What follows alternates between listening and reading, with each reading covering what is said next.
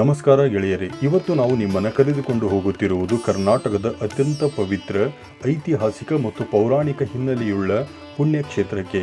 ಇದು ಮಂಡ್ಯ ಜಿಲ್ಲೆಯ ಪಾಂಡವಪುರ ತಾಲೂಕಿನಲ್ಲಿರುವ ಮೇಲುಕೋಟೆ. ಬೆಂಗಳೂರಿನಿಂದ ಸುಮಾರು 130ರಿಂದ 150 ಕಿಲೋಮೀಟರ್ ದೂರದಲ್ಲಿರುವ ಈ ಕ್ಷೇತ್ರವನ್ನು ದಕ್ಷಿಣದ ಬದರಿ ಎಂದು ಕರೆಯಲಾಗುತ್ತದೆ. ಯಾರಿಗೆ ಉತ್ತರ ಭಾರತದ ಬದರಿನಾಥಕ್ಕೆ ಹೋಗಲು ಸಾಧ್ಯವಾಗುವುದಿಲ್ಲವೋ ಅವರು ಈ ಕ್ಷೇತ್ರವನ್ನು ದರ್ಶಿಸಿದರೆ ಅಷ್ಟೇ ಪುಣ್ಯ ಲಭಿಸುತ್ತದೆ ಎಂಬ ನಂಬಿಕೆ ಇದೆ. ಕಾವೇರಿ ಕಣಿವೆಯ ಯದುಗಿರಿ ಅಥವಾ ಯಾದವಗಿರಿ ಎಂಬ ಬೆಟ್ಟದ ಸಾಲಿನಲ್ಲಿರುವ ಈ ಪಟ್ಟಣವು ತನ್ನದೇ ಆದ ರಹಸ್ಯಗಳನ್ನು ಮೈತುಂಬ ಇಟ್ಟುಕೊಂಡಿದೆ. ಬನ್ನಿ, ಇಂದಿನ ಈ ಸುದೀರ್ಘ ಸಂಚಿಕೆಯಲ್ಲಿ ನಾವು ಮೇಲುಕೋಟೆಯ ಚೆಲುವನಾರಾಯಣ, ಯೋಗ ನರಸಿಂಹ, ಅಕ್ಕ ತಂಗಿ ಕೊಳ್ಳ ಮತ್ತು ಧನುಷ್ಕೋಟಿಯ ಅದ್ಭುತ ಕಥೆಗಳನ್ನು ತಿಳಿಯೋಣ. ಯುಗ ಯುಗಗಳ ಇತಿಹಾಸ. ಮೇಲುಕೋಟೆ ಬರೀ ಕಲ್ಲಿನ ಬೆಟ್ಟವಲ್ಲ, ಇದು 4 ಯುಗಗಳಲ್ಲಿ ಪ್ರಸಿದ್ಧಿಯಾದ ಕ್ಷೇತ್ರ. ಕೃತಯುಗದಲ್ಲಿ ಇದನ್ನು ವೇದಾದ್ರಿ ಎಂದು ಕರೆಯಲಾಗುತ್ತಿತ್ತು. ಇಲ್ಲಿ ದತ್ತಾತ್ರೇಯ ಸ್ವಾಮಿಗಳು ವೇದಗಳನ್ನು ಉಪದೇಶಿಸಿದ್ದರು. ತ್ರೇತಾಯುಗದಲ್ಲಿ ಇದು ನಾರಾಯಣಾದ್ರಿಯಾಗಿತ್ತು. ಸಾಕ್ಷಾತ್ ಶ್ರೀರಾಮಚಂದ್ರ ಮತ್ತು ಲಕ್ಷ್ಮಣರು ಇಲ್ಲಿಗೆ ಭೇಟಿ ನೀಡಿ ಪೂಜೆ ಮಾಡಿದ್ದರು. ದ್ವಾಪರ ಯುಗದಲ್ಲಿ ಶ್ರೀಕೃಷ್ಣ ಮತ್ತು ಬಲರಾಮರು ಇಲ್ಲಿಗೆ ಬಂದು ಚೆಲುವನಾರಾಯಣನ ಭಕ್ತನಾಗಿ ಪೂಜೆ ಸಲ್ಲಿಸಿದ್ದರಿಂದ ಇದಕ್ಕೆ ಯಾದವಾದ್ರಿ ಎಂಬ ಹೆಸರು ಕೂಡ ಬಂತು. ಕಲಿಯುಗದಲ್ಲಿ ಮಹಾನ್ ವೈಷ್ಣವ ಸಂತ ಶ್ರೀ ರಾಮಾನುಜಾಚಾರ್ಯರು ಇಲ್ಲಿಗೆ ಬಂದು ಈ ಕ್ಷೇತ್ರವನ್ನು ಜೀರ್ಣೋದ್ಧಾರ ಮಾಡಿದ್ದರಿಂದ ಇದನ್ನು ಯತಿಶೈಲ ಎಂದೂ ಕರೆಯಲಾಗುತ್ತದೆ. ಶ್ರೀ ರಾಮಾನುಜಾಚಾರ್ಯರು ಮತ್ತು ಚೆಲುವನಾರಾಯಣನ ಪುನರ್ ಪ್ರತಿಷ್ಠಾಪನೆ.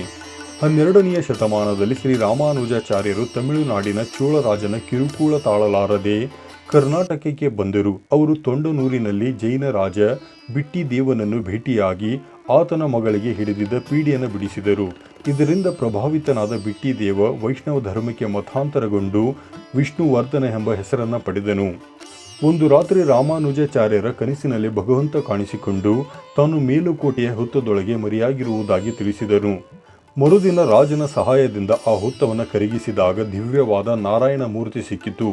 ಇದನ್ನು ಇವತ್ತು ನಾವು ಚೆಲುವನಾರಾಯಣ ಸ್ವಾಮಿ ಎಂದು ಪೂಜಿಸುತ್ತಿದ್ದೇವೆ. ಈ ಮೂರ್ತಿಯ ಸೌಂದರ್ಯವನ್ನು ವರ್ಣಿಸಲು 2 ಕಣ್ಣು ಸಾಲದು. ಹಾಗಾಗಿ ಇದಕ್ಕೆ ಚೆಲುವನಾರಾಯಣ ಎಂಬ ಹೆಸರು ಬಂದಿದೆ. ಬಿ ನಾಚಿಯಾರ್ ಮತ್ತು ದಿಲ್ಲಿಯಿಂದ ಬಂದ ಶೆಲ್ವ ಪಿಳ್ಳೆ. ಇಲ್ಲಿನ ಉತ್ಸವ ಮೂರ್ತಿಯ ಇತಿಹಾಸ ತುಂಬಾ ರೋಚಕವಾಗಿದೆ. ಈ ಮೂರ್ತಿಯನ್ನು ಹಿಂದೆ ಮೊಘಲರು ಆಕ್ರಮಣ ಮಾಡಿ ದೆಹಲಿಗೆ ಕೊಂಡೊಯ್ದಿದ್ದರು. ರಾಮಾನುಜಾಚಾರ್ಯರು ಅದನ್ನು ಮರಳಿ ತರಲು ದೆಹಲಿಗೆ ತೆರಳಿದಾಗ ಅಲ್ಲಿನ ಸುಲ್ತಾನನ ಮಗಳು ಬಿ ನಾಚಿಯಾರ್ ಈ ಮೂರ್ತಿಯನ್ನು ತನ್ನ ಪ್ರಾಣಕ್ಕಿಂತ ಹೆಚ್ಚಾಗಿ ಪ್ರೀತಿಸುತ್ತಿದ್ದಳು ಮತ್ತು ಆಟವಾಡುತ್ತಿದ್ದಳು. ರಾಮಾನುಜಾಚಾರ್ಯರು ಈ ವೇಳೆ ಏನ್ ಶೆಲ್ವ ಪಿಳ್ಳೆಯೇ ವಾರೈ, ಅಂದರೆ ನನ್ನ ಮುದ್ದಿನ ಮಗನೇ ಬಾ ಎಂದು ಕರೆದಾಗ ಆ ಉತ್ಸವ ಮೂರ್ತಿಯು ಒಬ್ಬ ಸಣ್ಣ ಬಾಲಕನಂತೆ ನಡೆದು ಬಂದು ಆಚಾರ್ಯರ ಮಡಿಲಲ್ಲಿ ಕುಳಿತುಕೊಂಡಿತಂತೆ. ವಿಗ್ರಹವನ್ನು ತಂದ ನಂತರ ಆ ರಾಜಕುಮಾರಿಯು ವಿಗ್ರಹವನ್ನು ಬಿಟ್ಟಿರಲಾರದೆ ಮೇಲುಕೋಟೆಗೆ ಬಂದು ದೇವನ ಪಾದದಲ್ಲಿ ಐಕ್ಯಳಾದಳು ಎಂಬ ಪ್ರತೀತಿ ಇದೆ. ಇಂದಿಗೂ ದೇವಸ್ಥಾನದಲ್ಲಿ ಆಕೆಯ ವಿಗ್ರಹವನ್ನು ಸ್ವಾಮಿಯ ಪಾದದ ಬಳಿ ನೋಡಿ ಪೂಜಿಸಲಾಗುತ್ತದೆ. ಇನ್ನು ಯೋಗ ನರಸಿಂಹ ಸ್ವಾಮಿ ಮತ್ತು ಪ್ರಹ್ಲಾದನ ತಪಸ್ಸು.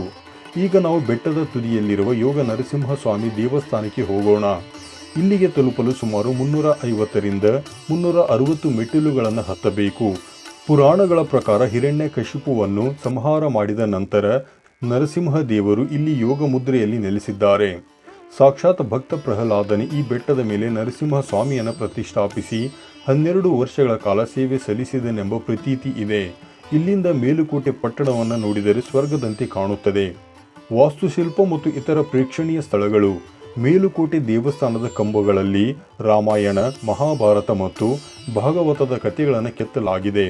ಇಲ್ಲಿನ ಗ್ರಾನೈಟ್ ಕಲ್ಲಿನ ಕಂಬಗಳು ಎಷ್ಟು ಗಟ್ಟಿಯಾಗಿವೆ ಎಂದರೆ ಅವುಗಳನ್ನು ತಟ್ಟಿದರೆ ಸಂಗೀತದ ಶಬ್ದ ಕೇಳಿ ಬರುತ್ತದೆ. ದೇವಸ್ಥಾನದ ಹಿಂಭಾಗದಲ್ಲಿ ಅಕ್ಕ ತಂಗಿ ಕೊಳವಿದೆ. ಅಕ್ಕನ ಕೊಳದ ನೀರು ಉಪ್ಪಾಗಿದ್ದರೆ ತಂಗಿಯ ಕೊಳದ ನೀರು ಸಿಹಿಯಾಗಿದೆ. ಇಲ್ಲಿ ಭಕ್ತಿಯಿಂದ ಕಟ್ಟಿಸಿದ ಕೊಳದ ನೀರು ಸಿಹಿಯಾಗಿತ್ತು ಎಂಬುದು ಇಲ್ಲಿನ ನಂಬಿಕೆ. ಇನ್ನು ನೀವು ನೋಡಲೇಬೇಕಾದ ಇನ್ನೊಂದು ಜಾಗ, ಅದು ಧನುಷ್ಕೋಟಿ. ಸೀತಾದೇವಿಗೆ ಬಾಯಾರಿಕೆಯಾದಾಗ ಶ್ರೀರಾಮನು ಬಾಣ ಬಿಟ್ಟು ಇಲ್ಲಿ ನೀರು ತರಿಸಿದನಂತೆ. ಈ ನೀರು ವರ್ಷದ 365 ದಿನವೂ ಬತ್ತುವುದಿಲ್ಲ. ಅಲ್ಲದೆ ಅಪೂರ್ಣವಾಗಿರುವ ರಾಯ ಗೋಪುರವನ್ನು ನೋಡಲು ಮರೆಯಬೇಡಿ.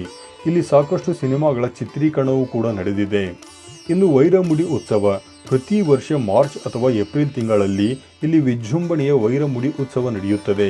ವಜ್ರ ಖಚಿತವಾದ ಈ ಕಿರೀಟವನ್ನು ದೇವರಿಗೆ ತೊಡಿಸುವ ದೃಶ್ಯವನ್ನು ನೋಡಲು ಲಕ್ಷಾಂತರ ಭಕ್ತರು ಬರುತ್ತಾರೆ. ಕೊನೆಯದಾಗಿ ಮೇಲುಕೋಟೆಗೆ ಬಂದು ಇಲ್ಲಿನ ವಿಶ್ವ ಪ್ರಸಿದ್ಧ ಪುಳಿಯೋಗರೆ ಸವಿಯದಿದ್ದರೆ ನಿಮ್ಮ ಪ್ರವಾಸ ಅಪೂರ್ಣ.